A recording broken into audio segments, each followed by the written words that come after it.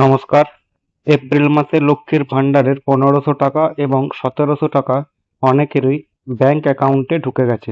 এছাড়াও শোনা যাচ্ছে মে মাসের টাকা এপ্রিল মাসেই দিয়ে দেওয়া হতে পারে।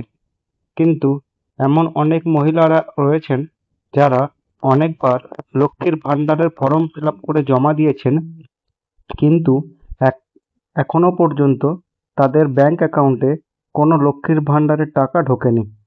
এখন তাদের মনে একটাই প্রশ্ন যে তারা কি আর কোনোদিন লক্ষ্মীর ভাণ্ডারের টাকা পাবেন না?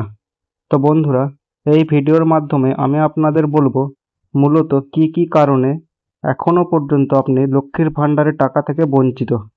তো দেখুন, আপনার ব্যাংক অ্যাকাউন্টে লক্ষ্মীর ভাণ্ডারের টাকা না ঢোকার প্রথম যে কারণটি সেটি হলো নামের মিসম্যাচ।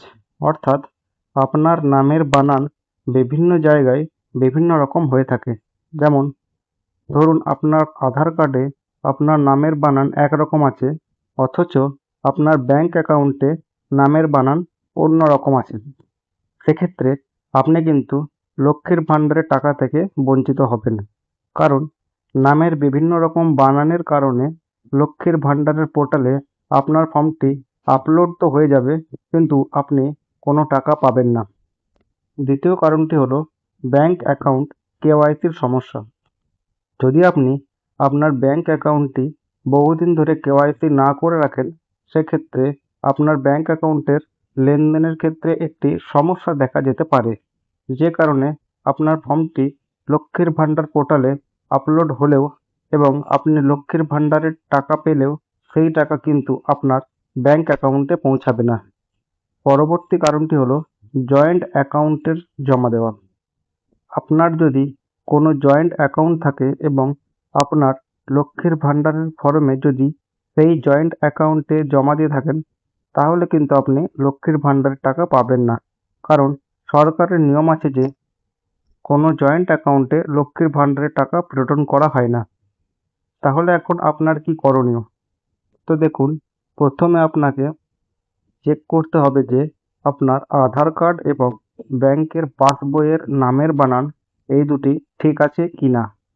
যদি দেখেন আধার কার্ড এবং ব্যাংকের পাসবইয়ের নামের বানান একই আছে, সেক্ষেত্রে আপনাকে দেখতে হবে আপনার ব্যাংক কেওয়াইসি জমা আছে কি না। যদি দেখেন ব্যাংক কেওয়াইসি জমা দেওয়া নেই, তাহলে আপনাকে ব্যাংকে গিয়ে কেওয়াইসি জমা দিতে হবে। এরপর কিছুদিন অপেক্ষা করতে হবে।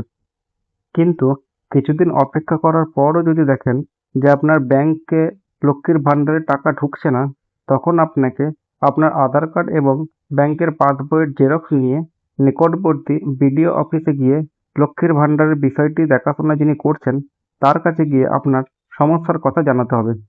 সেক্ষেত্রে ওনার নির্দেশ মতো আপনাকে সমস্ত ডকুমেন্ট আবার নতুন করে জমা দিতে হতে পারে। তাই আর দেরি না করে এখনই যে বিষয়গুলি বললাম সেগুলি ভালো করে পালন করুন, তাহলে আপনি নিশ্চিত এই মাসেই আপনি লক্ষ্মীর ভাণ্ডারে টাকা অবশ্যই পাবেন। তো বন্ধুরা, এই ছিল আজকের ভিডিওর একটি গুরুত্বপূর্ণ আপডেট। লক্ষ্মীর ভাণ্ডার সম্পর্কিত এইরকম আরও গুরুত্বপূর্ণ আপডেট পাওয়ার জন্য চ্যানেলটিকে অবশ্যই সাবস্ক্রাইব করে রাখুন। ধন্যবাদ।